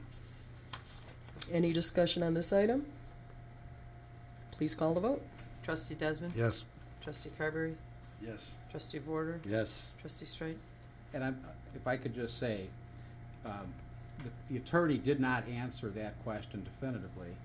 I asked for a legal opinion on it, and I was told that one didn't exist. And I guarantee you that the attorney would not put it in writing that we were required to do that. I know he didn't say that right now. Trustee He wouldn't Straight? put it in writing either, but yes, I'll. Trustee Straight, the vote's been called. We are I'd we like are him to not put it in writing, discussing though. actions You on a said prior. that we were legally required to do it. Why don't you Trustee ask him to Straight? put it in writing? Trustee Straight, we're taking the vote. Yeah. I'm sure I won't see that. Yes. It'll be your sweet disposition that just. Trustee Quinlan? Yes. Trustee Oliniechek? Yes. Motion passes 6-0. So we're on item 23, Resolution 142145, a resolution waiving the competitive bidding requirements and approving the purchase of a wireless target carrier system from Megget Training Systems. May I have a motion on Motion 23? approved. Properly moved by Trustee Oliniechek. Second. Seconded by Trustee Desmond. Any discussion? Please take the vote. Trustee Desmond? Yes. Trustee Carberry? Yes. Trustee Vorder? Yes. Trustee Straight? Yes. Trustee Quinlan? Yes. Trustee Oliniechek? Yes. Motion passes. 24 is Resolution 142146. This is a resolution approving a memorandum of understanding between the Village of Oak Lawn and the American Red Cross. May I have a motion on this item, Motion please? approved. Properly moved by Trustee Oliniechek, seconded by Trustee Vorder. Any discussion here? Please take the vote. Trustee Desmond? Yes. Trustee Carberry? Yes. Trustee Vorder? Yes. Trustee Straight? Yes. Trustee Quinlan? Yes. Trustee Oliniechek? Yes. Motion passes. Thank you. Item 25 on the agenda. This is a request of the Board of Trustees approval and direction to the Fire and Police Commission to promote the following Oak Lawn Fire Department personnel. We are going to have Fire Battalion Chief Scott Sobel, Fire Captain William Roser, Fire Lieutenant Spiro Meklis, Fire Lieutenant Gary Bettenhausen, Fire Lieutenant Scott McGrail, Fire Engineer Robert Pertill, Fire Engineer Michael Lowney, Fire Engineer Eric Horkavy, Fire Engineer Sharon Januszewski. May I have a motion on item 25, properly moved by Trustee Oliniechek. Second. Seconded by Trustee Carberry. Any discussion here? Thank you. Chief, any comments on this item, sir? Just very excited. It's been, Can you bring the microphone a little closer? Thank you. No comment, Madam Mayor. Just this has been lingering for a little while, and I'm pleased and that the board's approving this. Thank you very much. Any other discussion here? Please take the vote. Trustee Desmond? Yes. Trustee Carberry? Yes. Trustee Vorder? Yes. Trustee Straight? Yes. Trustee Quinlan? Yes. Trustee Oliniechek? Yes. Motion passes. So we're on item 24. This is a recommended to award the purchase of one 2015 Ford 550 XL dump truck. This is for the Department of Public Works Sewer Division in the amount of $77,835. May I have a motion on item 26, please? Motion to approve, but I would have a rebuttal question after it goes. Certainly, certainly. We have a properly moved by Trustee Oliniechek, seconded by Trustee Carberry. And now it's open for discussion. I'm going to turn the floor over to you, Trustee Oliniechek. You did mean that this is a lease, not a purchase, correct? This is a, yes, Okay. it's a lease.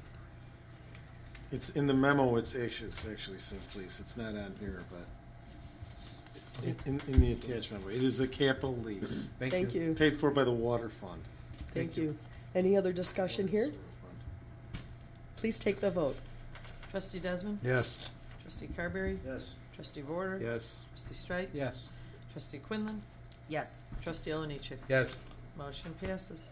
So we're on item 27. This is a recommendation toward the purchase of one mobile television camera for the Department of Public Works Sewer Division from Aries Industries Incorporated in the amount of $57,737.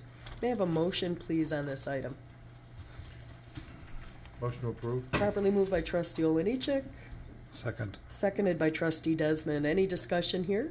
Same issue to Alex. This is a capital lease as well. Thank you. Paid for by the water and sewer fund. Thank you.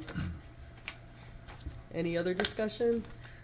Let's call the vote. Trustee Desmond? Yes. Trustee Carberry? Yes. Trustee Warder? Yes. Trustee Strike? Yes. Trustee Quinlan? Yes. Trustee Oliniechek? Yes. Motion passes. And here we are at item 28 on the agenda. This is a request to approve Park Lawn in the Courage program as recipients of a portion of the income from Fall on the Green 2014. This is requested by Trustees Desmond and Borderer. We have a motion on item 28. Motion to approve. Second. Properly moved by Trustee Desmond, seconded by Trustee Oliniechek. This is two charities that were approved unanimously by the Special Events Committee. After speaking to some of the trustees today and to council, there may be an issue. So I would like Pat can, or council can address this maybe. Thanks, Trustee Desmond. And obviously, Park Lawn has been a longtime partner of the village with the Fall on the Green project. This new organization, I just don't know enough about. I'd ask that if we can hold off, just make sure that we're on solid ground if we're going to be sharing money with them as a part of Fall on the Green. So I'd ask, if possible, if we can postpone this. Okay, so Pat, the problem doing that is we really need to get these letters out, because Fall on the Green is less than 90 days away.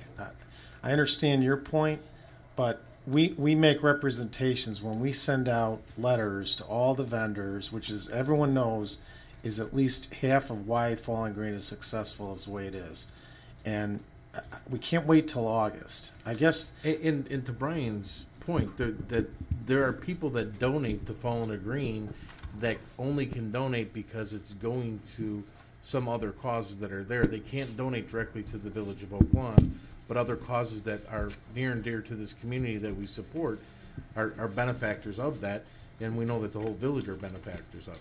And prior to us being a highly profitable, I mean, this Fall on the Green pays for itself and also gives the ability for us to run other things and make donations to other organizations in the village. I certainly don't want to slow down Fall on the Green. That's not my intent. Do the letters have to include the?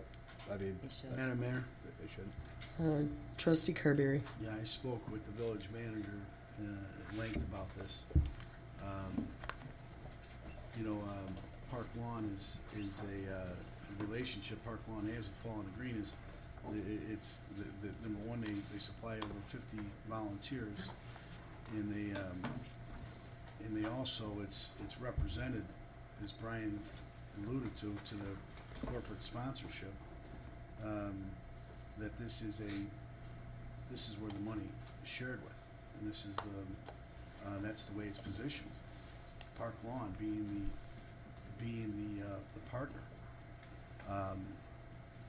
with the village on this. Well, I believe any. We have Trustee Quinlan next, then Trustee Desmond, then Trustee Warder. Yeah, I just want to finish my point. So, this is also, Park Lawn is an organization that we all know and that everyone feels is a great organization, as is the other organization, and as is there many others. But I made this point. This is a road we go down. And we ask someone, are they going to make the same type of commitment? Yeah, I'm sure they would. But I think it's we're not in that kind of business. We mentioned the need we have financially for the seniors. There's many other needs that we have right here in Oak Lawn. I think it's this is a partnership. This isn't a giveaway. This isn't a charity that we give out. We have X amount of dollars to give out. They have they've exercised a lot of they work at it, and they're a partner with Oak Lawn on this. It shouldn't be. We should not take away anything from Park Lawn. It's a bad idea. Now, if there's any kind of commitment made, I would say in addition to, I don't like it, and I won't vote on it, but you certainly shouldn't take away from Park Lawn, and that's, so I will, I'll be voting no, not because of the intention here, but. So are you calling for a vote? Okay, I said I will not be supporting it. Trustee Quinlan.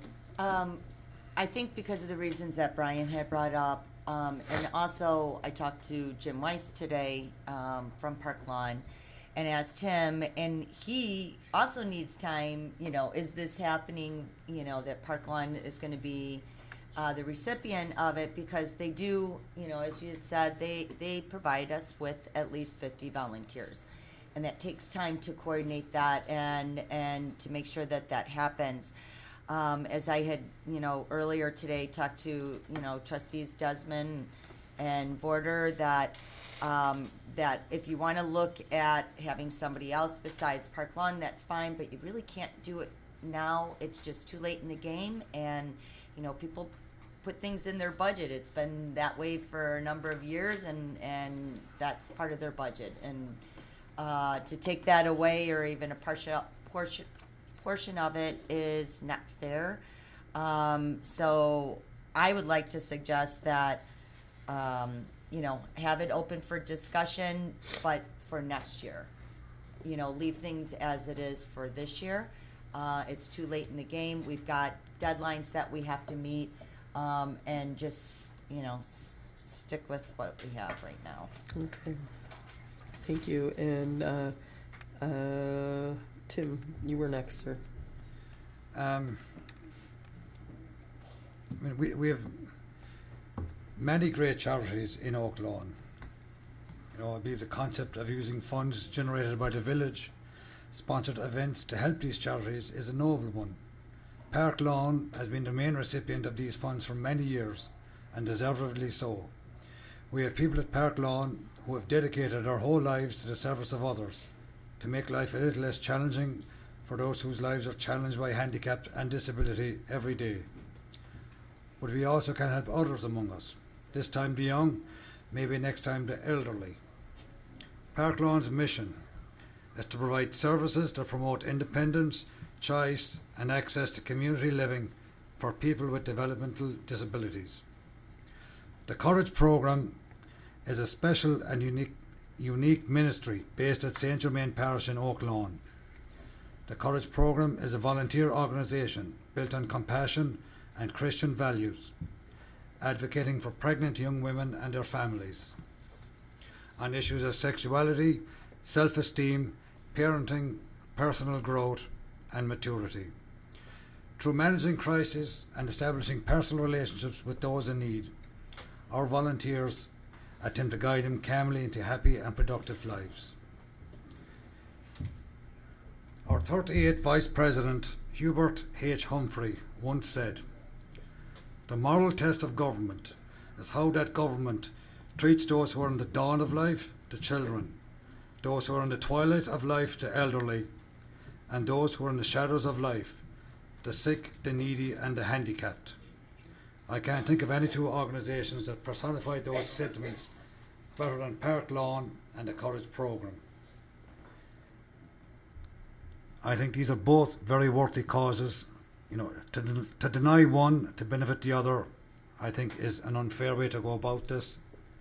You know, I was willing to table this, go back to the Special Events Committee, but people have expressed their opinions here, so I think we should call for the vote.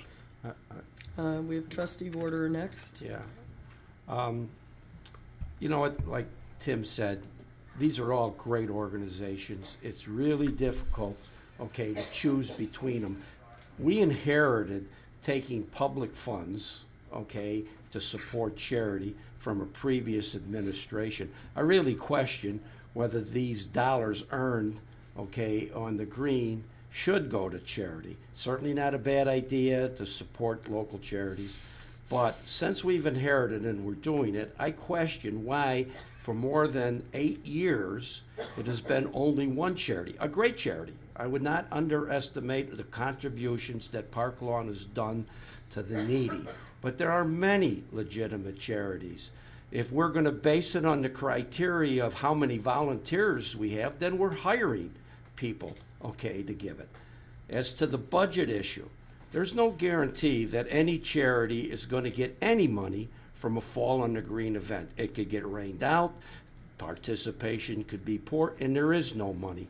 So if they're budgeting, okay, for $20,000 that we gave them last year, I think you're making a budgeting mistake. I personally think that if we're going to be giving money to charity, we should look at a lot of different charities, not just one.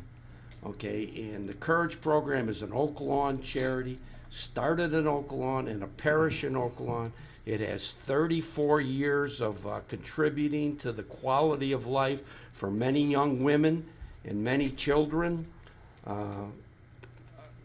I think that's a legitimate charity to take 25%. Let's say, listen, Park Lawn's great. They've been getting money.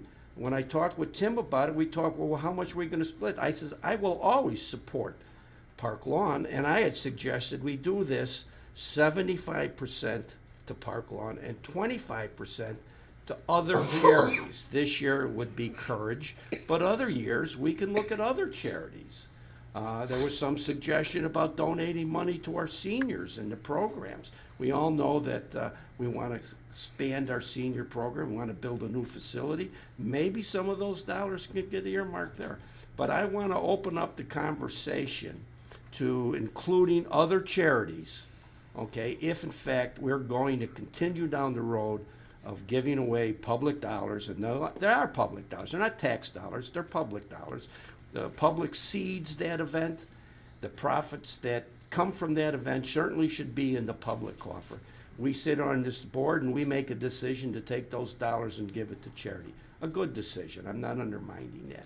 I just think we should be looking at other charities. That's all I have to say, Mayor. Thank you.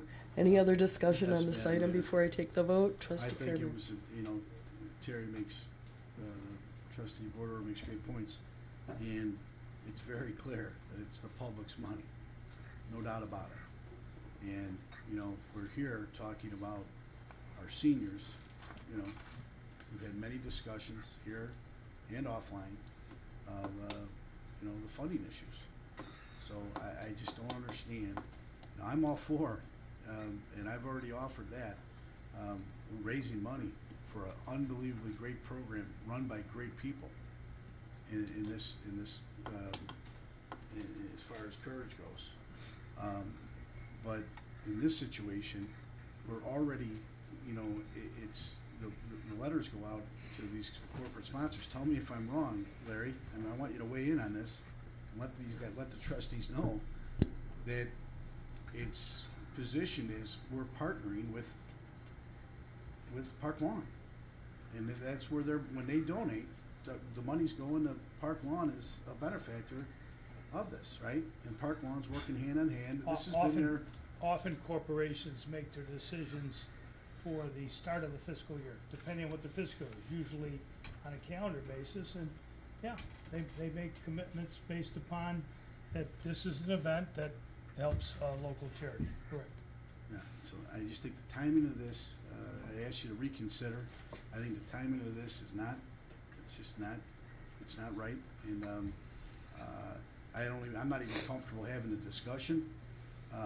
Again, I would do it in addition to. I don't feel comfortable with that when we're sitting there talking about how the seniors don't have, the funding they have. It's a tough spot. It's not easy. I'm really not comfortable. I'd be more than comfortable in supporting it offline, away from Oak Lawn funds. But this is Oak Lawn's money. This isn't our money to support charities. And these are Oak Lawn charities that we're donating to. Tim, go ahead.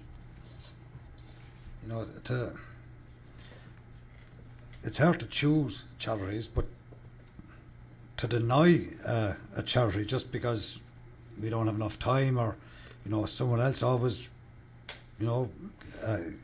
got that contribution. I mean, a lot of people are hurting. I mean, we should, we can't be selfish with this. Okay, I think we should call the vote. Mayor, I want to yes. respond to that. Okay, yes, you may, and then Pat needs to weigh in also. These selfish should, I can't be, I had a discussion with the mayor earlier. This isn't personal. This isn't selfish. This isn't my money. This isn't your money. This is Oak Lawn's money we're talking about. So I have no problem making this decision. Look myself in the mirror. It's not I know it's the right thing to do. We have a company that's put, or an organization in Park Lawn that's has skin in the game, that's done this year to year. I feel bad, like I said, even talking about it, we're talking about taking away something that they're budgeting, that they're working hard to achieve, and they're walking side by side with us on it. Not that the other charity won't. You know, I'm not saying that. It's just that right now, it's positioned and sold as the Park Lawn and the Village of Oak Lawn. That's what, when they're donating the money, that's what the corporate sponsors feel that's what's going on. And we're partnering with Park Lawn, and they're working with us to raise as much funds as they can for their, I don't, Larry, how many employees do they have at Park Lawn? Gosh, I don't know the number. At least 100, probably more. There's no one denying Park Lawn their contribution. What we're going to do is let our attorney weigh in, and My- then my- Trustee Warder, then Tim, and then call the vote. My concern is, again, all charities are good, and I'm sure, as everyone's pointed out, I'm sure there's a lot of great charities out there that probably need a lot of help. It's just, when we start adding charities on, and we're talking about public funds, and there's, we have to look at, what type of charity. If we say yes to them, how are we ever going to say no to the next person? I'm just worried about the slippery slope, if you will, if we start going down this road. And it's nothing about, I've always thought of Park Lawn and Fall in the Green as a partnership, not as a charitable donation. Perhaps I've thought about that wrong, but when we start talking about charitable donations, I think we're bringing another aspect in, I guess is my only point. So my recommendation, would be, and I respect the charity, it's nothing to do with the charity or anything like that, is, again, move forward with the way we've been doing it, and then, we can look at next year Fall in the Green. I'm sure there's other fests, I'm sure there'll be other opportunities, but let's vet this out, and, let's create a policy so we're not, we could have a charity next week coming up here say, I want money from these and we can sit up here and do the same thing. We can vote to decide whether to give them money or not. I mean, this these two programs. Was next, and then I'll come back to you, Trustee Desmond. I'm just a little confused, Mike, on your position here. I did say that I am opposed to giving any monies to charity from the public fund without public input. I do realize we represent the public, we're elected by the public, we make these decisions. But you advocate that position, and then you want to stay with giving the money to Park Lawn.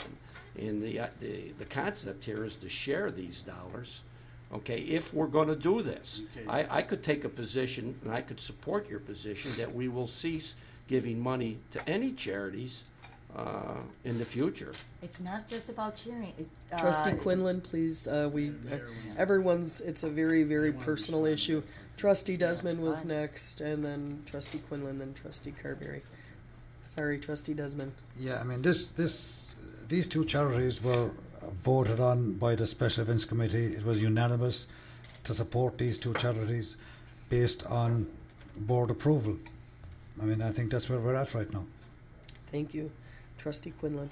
It's just more involved than that, and Well, no, it's not. It's as simple as that. Let's talk one at a time, please. It most certainly is, and like I said, we'd love to be able to give to every charity, but this is a committed. Right now, Park Lawn gives us 50 volunteers. So, are you saying we should? That's a lot. Yes. We should give money based on how many people, how many volunteers. Yeah. So if they give us 40 volunteers, we shouldn't give it. We should, prorate it on that. And like I said, and my biggest concern, and as I expressed to you before too, that they're counting on this money. It's part of their budget.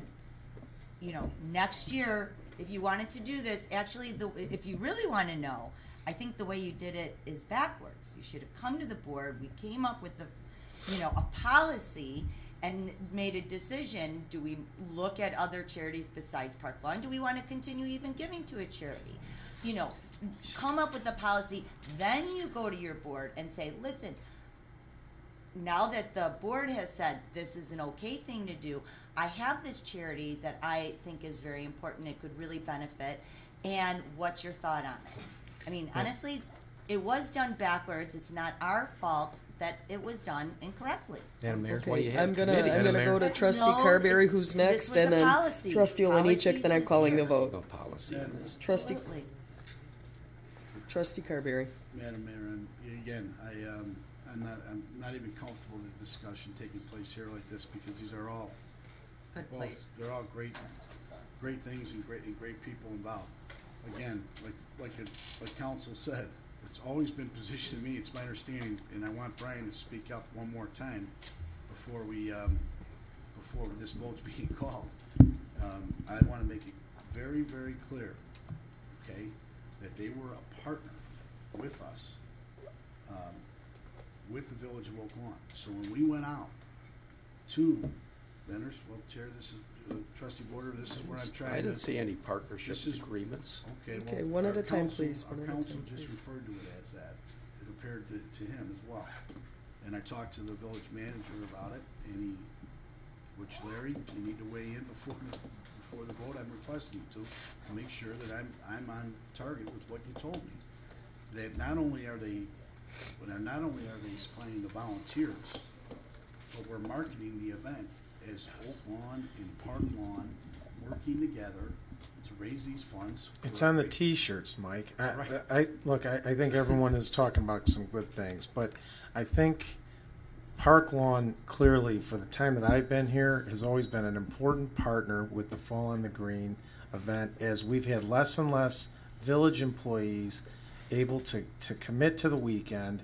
We couldn't stack the beer booths, which is, again, the two ways we raise money on this is through vendors who contribute based on the fact that whether it's, by the way, that would work whether it's Courage or Park Lawn. They contribute because they're 501c3 charitable organizations, and secondly, it's because of the beer money. And to Trustee Vorder's point, they shouldn't, in my opinion, they should not be putting this in their budget because it's all tied to weather.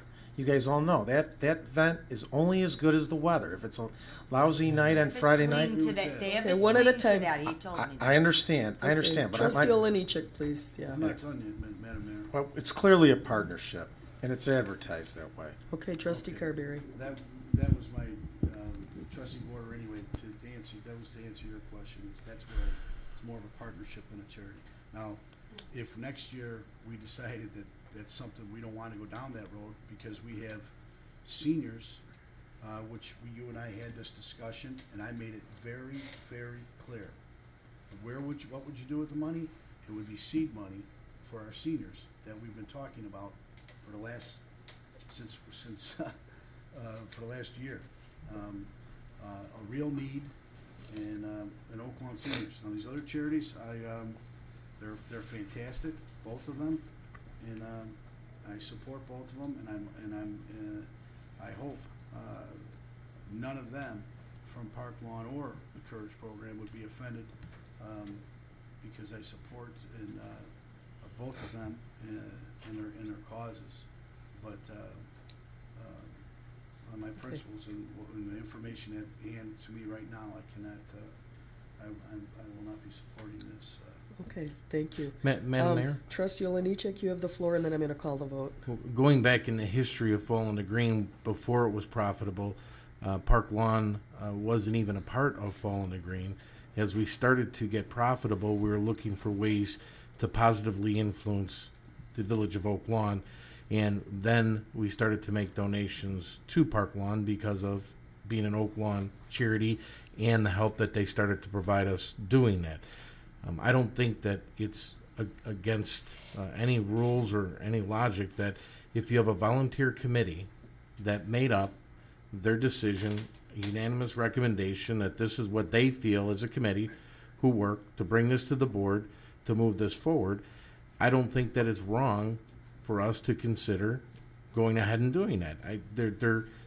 This isn't just a partnership with the many different people that are involved in it. Park Lawn is just one of them. We have a whole bunch of other people that volunteer and make the Fall on the Green a successful event.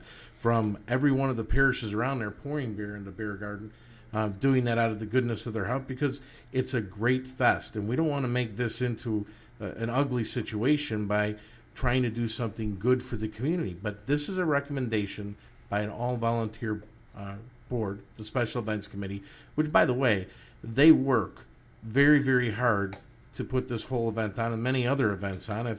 If this is the direction that they're saying that this would be a good thing and to diversify with some of the things we're doing, I don't see anything wrong with us doing that. thing we have to remember is there has to be a profit, first of all, and that profit has to be made. So then it comes down to, if there is a profit, what is the donation out of the profit based off of what we're going to have to do for all the other events that are put on by the special events. So I think this is the time. We vetted it well. I think this is the time to vote on it. I agree. Let's call the vote. Okay. Oh, wait, Madam Mayor, wait, can wait.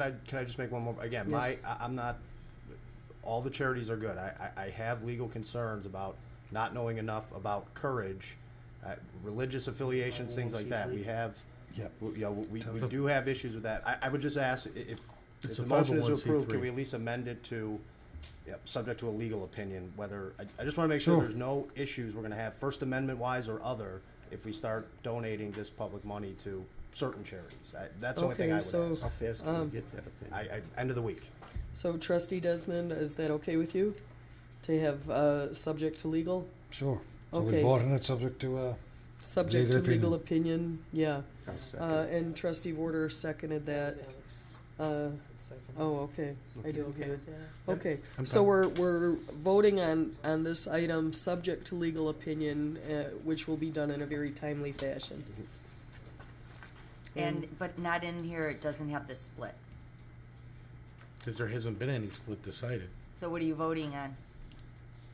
We're voting on to allow another charity. 75, 25. Would be fair. 75 Park Lawn, 25 That's what was discussed. Courage. Do you want that?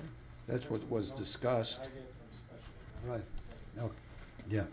Okay, so the special events was 75-25. Right. Subject to council support of the charitable cause. Okay. Very good. Let's take the vote. Thank you, everyone. Trustee Desmond. Yes. Trustee Carberry. No. Trustee Vorder. Yes. Trustee Straight. Yes. Trustee Quinlan. No. Trustee Oliniechek. Yes. Motion passes 4-2. Thank you. I appreciate everyone's passion on that issue, and it's something, again, it's too bad it's so contentious because everyone's trying to do what's absolutely the best thing in their heart. No And, losers in there. Yeah. So, okay, item, where are we at? 29, the village clerk's report. Approval of semi-monthly disbursement number 2014-12D dated June 24th, 2014 in the amount of $564,331.12. Okay, I'd like a motion, please, on item 29A. So moved. Properly moved by Trustee Oliniechek, Second. seconded by Trustee Desmond. Any discussion? I have some. Yes, Trustee Quinlan. Okay, again, I just have a question about our council, and we've talked about it before, and again, my understanding is you don't pay for your travel time when any of you guys are here attending these meetings. So, May 13th meeting, travel to, if you look at it, it's itemized, travel to and attend at regularly scheduled committee of the whole and BOT meeting. And we were charged for 5 hours and 40 minutes, but our meeting was from 6:15 and went through executive session, which finished at 9:33. So it's 3 hours and 15 minutes. So again, We do bill our travel time, I was told, Larry, the last time I brought this up, Larry said that we don't bill for travel time. And I believe we provided a Because- legal opinion on it. I don't know if you got it. No. Can I provide that to you? When was this done? Do you But- remember? When was the last time we had a it was brought up. contract? I guess, I think my frustration probably is that we don't have a contract. In the original contract with the firm prior to you guys were having an Oakland office, and so travel time is a non-issue. And so somewhere along the lines, things have changed, and the board certainly has never been notified, and so I would like to see an updated contract, and that where it clearly states about the travel time. So I don't know what a legal opinion has to do with what our contract is, unless it means we don't have a contract. Right? I mean, either the contract a legal opinion is something that's up for, debate, right? I don't know the specifics of the contract sitting right here. I don't. I would ask that. Okay. We'd certainly be. And certainly be happy I to revisit realize, it to you. we're talking a couple $100s, but when you go through the year and multiple meetings, and I guess that, you know, if we're not supposed to be paying for travel, I don't think we should be paying for travel. And if we should be having an up-to-date contract with your firm, let's get an up-to-date contract with your firm. You know, just, I just feel real strong about that. And so it'll be clear. Thank you. Any other discussion? Mayor, my only comment on that, I think that's an excellent idea. And since we're coming up with a budget, be more than happy to ask Peterson Johnson Murray to do so. It was a prior board that tabled action, didn't move, and it was a month-to-month agreement. I'm sure Peterson Johnson Murray would prefer to have such an agreement, so. It might have been, well, That's okay, good. Thank you. the last time that we talked about it, it wasn't just tabling it, we also discussed about, you know, getting some bids for our legal work. And that. Well, let's make sure we have Right, the terminology and so correctly. I think the consensus was at the You don't bid for time. professional services. You can seek a request for proposals, and you can seek You say alternative tomato, proposals. I say I don't tomato. recommend Trustee that. Quinlan, That's a let him board talk. decision. Yeah. Right. Yeah. Let's do it. Let's, you know, seek whatever we need to seek and get a firm contract. Thank I you. think you guys would be happier probably with that instead of month to month. And We'd be I happy would to be as discuss it, well. absolutely, Trustee Quinn. That would be great. Okay. Any other discussion on item 29A? Please take the vote. Trustee Desmond? Yes. Trustee Carberry? Trustee Warner? Yes. Trustee Strike? Yes. Trustee Quinlan? Yes. Trustee Oliniechek? Yes. Motion passes 6-0. B is approval of semi-monthly disbursement number 2014-13D dated July 8th, 2014 in the amount of $3,801,732.13. May I have a motion, please? Motion to pay the bills? Properly moved by Trustee Vorder, seconded by Trustee Carberry. Any discussion? Please take the vote. Trustee Desmond? Yes. Trustee Carberry? Yes. Trustee Vorder? Yes. Trustee Stripe? Yes. Trustee Quinlan? Yes. Trustee Oliniechek? Yes. Motion passes. One more thing, Mayor. Sure. And paper go. Oh, here it is, okay. I'd like to congratulate longtime resident Eileen Boyce, who was recently appointed to be the principal of Mother McCauley High School, and it's the first time an alumni has been appointed principal. So she's a graduate of St. Catherine. I remember the day she was born, and wonderful family, so I know she'll do a good job. So congratulations from the village, Eileen. That's it. Excellent, thank you. Excellent. That's exciting news. Item 30 is Village President's Report. 30A, this is a request to approve a Class I liquor license. And the restaurant it's Restaurant Liquor Bar Entertainment for TGI Fridays, incorporated at 5420 West 95th Street in District 2. And I do these separate. You can do them separate. And Yes. just, if I could just add, Certainly. Madam Mayor, this request, this is a result of a change in ownership. Our ordinance basically provides that if there's a 50% or more change in ownership, they have to reapply. So that's what's at here. The TJI Fridays is staying. There's no additional request for video gaming or anything like that. It's simply based on our ordinance change of ownership. Thank do you. they, sorry, Uh, do yes. they have to renew their state license too? I don't know what the state law is. Our local law, if there's a 50% change, they need a new license. And that's Motion why to they're- approve? Properly moved by Trustee Oliniechek, Second. seconded, I'm going to give it to Trustee Strite. Any discussion here? Please take the vote. Trustee Desmond? Yes. Trustee Carberry? Yes. Trustee Vorder? Yes. Trustee Strike? Yes. Trustee Quinlan? Yes. Trustee Oliniechek? Yes. Motion passes. Thank you. And we're on 30B. This is ordinance 142143. An ordinance decreasing and increasing the number of Class I liquor licenses that can be issued in the village. This is TGI Fridays Incorporated, 5420 West 95th Street. May I have a motion, please? Motion to approve? Properly moved by Trustee Oliniechek, Second. seconded by Trustee Vorder. Any discussion here? Please take the vote. Trustee Desmond? Yes. Trustee Carberry? Trustee Vorder? Yes. Trustee Strike? Yes. Trustee Quinlan? Yes. Trustee Oliniechek? Yes. Motion passes. Thank you. Under general village matters, I do want to thank our public works special events and all the participants in the 4th of July parade. It really was the best ever. I have not seen the crowd so big. It was fantastic weather, beautiful. I want to remind residents we have more concerts on the green. Many people were asking me, because the posters went up with only half the dates, was the last concert the last one? And absolutely not. The concerts will continue on July 13th, July 27th, and August 10th. Please come down to the Village Green at 7 p.m. for those.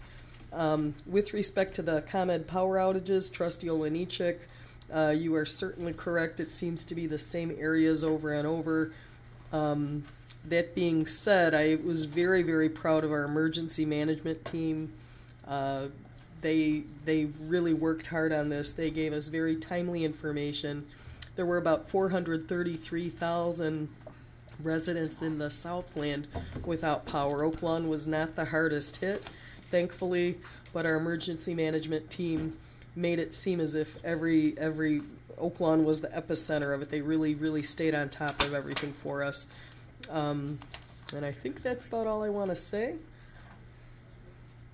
We have another item then, item 31. Yes. Mayor, if I could, on item 31, as we talked last time, we're still working with former legal counsel on discussion of these executive session minutes and in result of the settlement. So I'd ask your indulgence to your August meeting as we discussed. We don't want to make a recommendation while we still have issues pending on those minutes. So we're requesting a motion to postpone item 31? Well, if that's the only So reason. moved. That's the only reason. Second. I don't have any other reason unless you guys have another reason. to Approval go with. minutes, that's not, we can wait. Yeah. And item 32 as well? So moved. Yeah, we Okay, so wait a minute, first we gotta do do we need to do executive these session. separate? No, you just don't need to make a motion. We're into executive session. You can approve. You can approve these. You can approve item 22. And Oh, yes, I'm sorry. You just don't need a motion to go into executive. You can approve item. Was that 32? Unless they had a question on it. Okay, so we're on 31, so you would like a motion to postpone item 31 till the next meeting? Actually, yeah, and it probably makes sense postpone them both. So moved. Okay. In case there's any questions. So, do we have to do them separately? No. Okay, so we are bundling 31 and 32. We have two motions to approve by Trustee Oliniechek and two motions, 2 seconds by Trustee Quinlan. Any discussion here? Please take the vote. Trustee Desmond. Yes. Trustee Carberry. Yes. Trustee Vorder. Yes. Trustee Strike. Yes. Trustee Quinlan. Yes. Trustee Oliniechek. Motion Yes. passes. Okay. Motion to adjourn. So moved. Okay, so Alex to adjourn. we are adjourned. Thank you. Nice.